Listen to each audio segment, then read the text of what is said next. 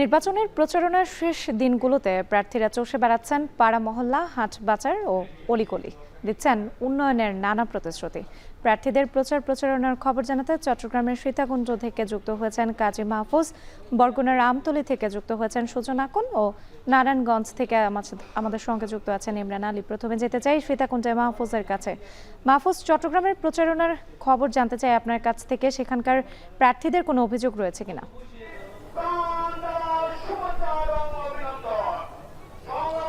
নির্বাচন ঘনিয়ে আসার সাথে সাথে চট্টগ্রামের 16টি সংসদীয় আসনে জমে উঠেছে প্রচারণা। একেবারে সকাল থেকে রাত অবধি আমরা দেখছি প্রার্থীরা ভোটারদের কাছে যাচ্ছেন, উন্নয়নের নানান প্রতিশ্রুতি তারা তুলে ধরছেন। আমরা এই মুহূর্তে রয়েছি চট্টগ্রামের সীতাকুণ্ড 4 সংসদীয় আসন, যেটি শিল্প এবং কৃষি সমৃদ্ধ একটি সংসদীয় আসন হিসেবে পরিচিত। এই আসনে আমরা দেখতে পাচ্ছি যে 9 জন প্রার্থী প্রতিদ্বন্দ্বিতা করছেন। জামাত এবং বিএনপির প্রার্থী ছাড়াও অন্যান্য দলের এবং স্বতন্ত্র প্রার্থীও রয়েছে, যারা মাঠ ঘাট চষে বেড়াচ্ছেন এবং বিভিন্ন ধরনের প্রতিশ্রুতি দিচ্ছেন। আপনাকে বলে রাখি যে চট্টগ্রামের সীতাকুণ্ডে এটি যেহেতু শিল্প এলাকা, এখানে মোটা দাগে বেশ কয়েকটি সমস্যা রয়েছে। বিশেষ করে সুপেয় পানির সংকট সবচেয়ে তীব্র আকার এই সংসদীয় আসনে, যার কারণে যারা প্রার্থী তারা কিন্তু এই সুপেয় পানির সংকট দূর করার জন্য প্রতিশ্রুতি যেমন দিচ্ছেন, পাশাপাশি এই এলাকাকে শিল্প সমৃদ্ধ এলাকা হিসেবে পুরো দেশের মধ্যে প্রতিষ্ঠিত করার কথাও তারা বলছেন। এবং অন্যান্য যে সমস্যাগুলো আছে, বিশেষ করে বেকারদের কর্মসংস্থানের কথা তারা বলছেন। একই সাথে তারা বলছেন যে এই এলাকাতে যেহেতু কৃষির একটি অপার সম্ভাবনা রয়েছে, কিন্তু শিল্প কারখানা গড়ে ওঠার কারণে কৃষি আবাদি যে জমিগুলো আছে সেগুলো নষ্ট করা হচ্ছে, এমন অভিযোগ কিন্তু এখানে স্থানীয়রা করে আসছে। সেই জায়গাতে এই জমিগুলোকে কিভাবে পরিপূর্ণভাবে কৃষি বান্ধব করা যায় সেই বিষয়েও কিন্তু প্রার্থীরা প্রতিশ্রুতি দিচ্ছেন। আমরা দেখছি একটু আগেই ইসলামী ছাত্র শিবিরের পক্ষ থেকে জামাতের প্রার্থী আনোয়ার সিদ্দিকের সমর্থনে এখানে বিশাল একটি মিছিল হয়েছে। মিছিল পরবর্তী মুহূর্তে আসলে সমাবেশ চলছে। সেখানে জামাতের সমর্থকরা যেমন কর্মীরা অংশগ্রহণ করেছে, পাশাপাশি ছাত্ররাও কিন্তু এই তার সমর্থনে ক্যাম্পেইন করছে এবং দাঁড়িপাল্লার পক্ষে ভোট চাচ্ছে। পাশাপাশি বলে রাখি যে এখানে বিএনপির পক্ষ থেকেও একজন হেভিওয়েট প্রার্থী রয়েছেন, আসলাম চৌধুরী, যিনি বিএনপির সাবেক যুগ্ম মহাসচিব ছিলেন। তিনিও কিন্তু এখানে বেশ জোরে সোরে প্রচারণা চালিয়ে যাচ্ছেন এবং এই এলাকাকে একটি জনবান্ধব এবং শিল্প বান্ধব এলাকা হিসেবে গড়ে তোলার জন্য তারাও প্রতিশ্রুতি দিচ্ছেন। এখন আসলে নির্বাচনের দিনই জন্যই মানুষ অপেক্ষা করছে। একই সাথে তারা তাদের পছন্দের সেই প্রার্থীকে বেছে নেবেন, যিনি তাদের এই এলাকার জন্য কাজ করবেন। একই সাথে আরেকটি বিষয় বলে রাখি যে এই যে নির্বাচনের প্রচারণা চলছে, পাশাপাশি গণভোটের বিষয়ে কিন্তু সচেতনতার যে কার্যক্রম সেটিও আমরা এখানে দেখতে পাচ্ছি। তারা বলছেন যে প্রার্থীরা ভোটারদের কাছে গিয়ে বলছেন যে গণভোট যদি হওয়ার পক্ষে হয় তাহলে বাংলাদেশে যে একটা স্থিতিশীল বাংলাদেশ প্রতিষ্ঠিত হবে, সে ব্যাপারে কোনো সন্দেহ নেই। তো সবকিছু মিলে বলা যায় যে চট্টগ্রামে নির্বাচনী প্রচারণা জমে উঠেছে। প্রার্থীরা ভোটারদের কাছে গিয়ে উন্নয়নের বিভিন্ন প্রতিশ্রুতিগুলো দিচ্ছেন এবং তাদেরকে তাদের পক্ষে ভোট দেওয়ার যে ক্যাম্পেইন সেটি তারা করে যাচ্ছেন।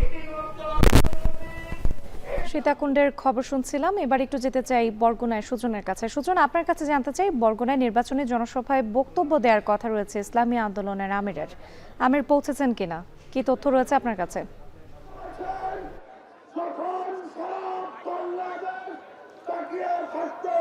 রাত্রি মূলত বরিশাল অঞ্চলে যে 21টি আসন রয়েছে, সেই 21টি আসনের মধ্যে কিন্তু 19টি আসন ইসলামী আন্দোলন বাংলাদেশ যে রয়েছে তারা কিন্তু মূলত সেই 19টি আসনে মূলত তারা তাদের প্রার্থী দিয়েছেন। এবং আজকে রয়েছি আমি বরগুনার আমতলীর পৌরসভা চত্বরে। এখানে মূলত একটি সমাবেশ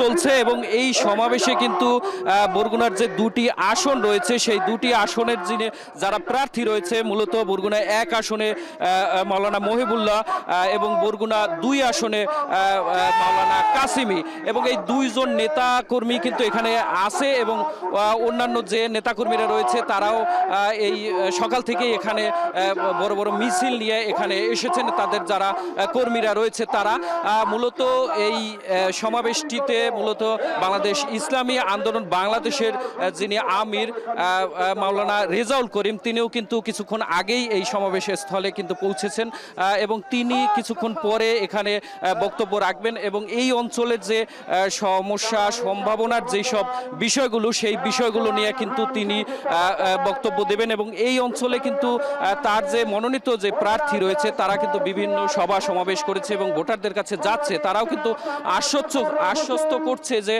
প্রার্থীদের কিভাবে এই বরগুনার উন্নয়নে, বিশেষ করে এই অঞ্চলে কিন্তু যোগাযোগ ব্যবস্থা থেকে শুরু করে এখানে পর্যটনের একটি আপার সম্ভাবনা থাকলেও কিন্তু সেই পর্যটন নিয়ে আসলে এর আগের যারা সরকার ছিল তারা কিন্তু তেমন কাজ করেনি। তো সেই ক্ষেত্রে এই ইসলামী আন্দোলনের যারা নেতাকর্মী রয়েছে তারা বলছেন যে ইসলামী আন্দোলন বাংলাদেশের প্রার্থীর একটি জোয়ার বইছে এবং তারা আশা করছেন যে তারা তাদের প্রার্থী বিপুল ভোটে বিজয়ী হবেন। তো এই ছিল আমার কাছে ইসলামী আন্দোলন বাংলাদেশের সমাবেশ থেকে সবশেষ। বরগুনার নির্বাচনে প্রচারণার খবর শুনছিলাম, এবার একটু যেতে চাই নারায়ণগঞ্জে ইমরানের কাছে। ইমরান, আপনার কাছ থেকে জানতে চাই নারায়ণগঞ্জে প্রার্থীরা কি বলছেন, কেমন দেখছেন নির্বাচনী প্রচারণা এবং তাদের কোনো অভিযোগ রয়েছে কিনা?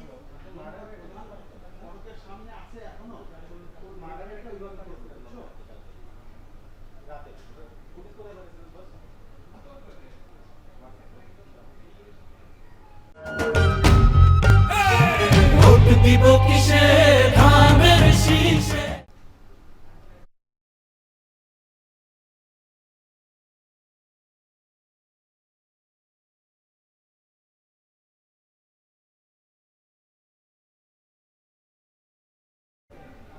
মুহূর্তে রয়েছি নারায়ণগঞ্জের ফতুল্লায়।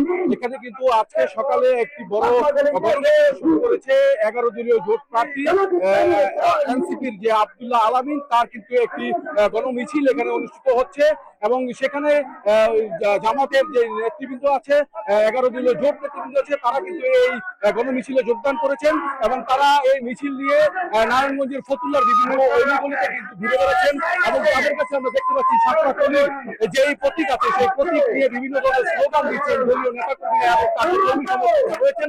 তারা কিন্তু মিছিলকে নিয়ে এই মুহূর্তে জালপুরি এলাকা দিয়ে পান্ডা এলাকায় দিকে যাচ্ছেন।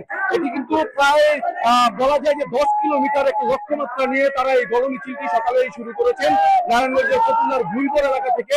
সেখানে কিন্তু উপস্থিত রয়েছেন 11 দলীয় জোট সমর্থিত প্রার্থী নারায়ণগঞ্জ 4 আসনের আব্দুল্লাহ আলামিন এবং উপস্থিত রয়েছেন নারায়ণগঞ্জের যে জামাতে ইসলামের মহানগরের যে আমির আছেন আব্দুল জব্বার, তিনি আছেন। এছাড়া জামাতের অন্যান্য নেতৃবৃন্দ কিন্তু এই মিছিল দিতে উপস্থিত রয়েছেন এবং তারা যেটি বলছেন যে আগামীতে পরিবর্তনের একটি বার্তা নিয়ে তারা তাদের প্রার্থীকে বিজয়ী করার জন্য এখন পর্যন্ত কিন্তু মাঠে আছেন। তারা সেই প্রচেষ্টা করে যাচ্ছেন, নানা প্রতিশ্রুতি কিন্তু তারা দিয়ে যাচ্ছেন যে তারা ক্ষমতায় গেলে কি কি ধরনের জনগণের জন্য কাজ করবেন, সেই ধরনের নানা রকমের প্রতিশ্রুতি তারা দিয়ে যাচ্ছেন, ধারে ধারে যাচ্ছেন।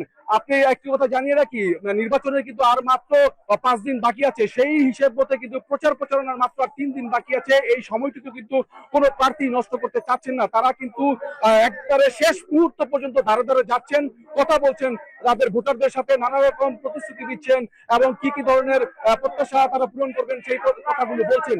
পাশাপাশি নারায়ণগঞ্জে যে ভোটাররা আছেন তারাও কিন্তু আগামীতে কেমন জনপ্রতিনিধি চান সেই বিষয়টি কিন্তু তারা বলছেন যে আগামীতে তারা এমন জনপ্রতিনিধি চান যারা এই নারায়ণগঞ্জের উন্নয়ন করবেন, ফতুল্লা এলাকার উন্নয়ন করবেন, নগরের উন্নয়ন করবেন, যানজট মুক্ত করবেন, হকার মুক্ত করবেন,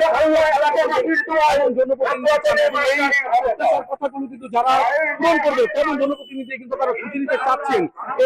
শুধু মুখে নয়, তারা যদি বাস্তবে রূপান্তর করে এই ধরনের প্রতিনিধি তারা আগামীতে চান এবং সেই প্রত্যাশা নিয়ে আগামী যে 12 তারিখ ভোট হবে সেই ভোটে কিন্তু তারা অংশগ্রহণ করবেন, এমনই একটি আশা কিন্তু নারায়ণগঞ্জের ভোটাররা প্রত্যাশা করছেন। তো এই ছিল নারায়ণগঞ্জ থেকে 4 আসনের যে গণমিছিল, সেই গণমিছিল থেকে প্রচারণার সবশেষ খবর।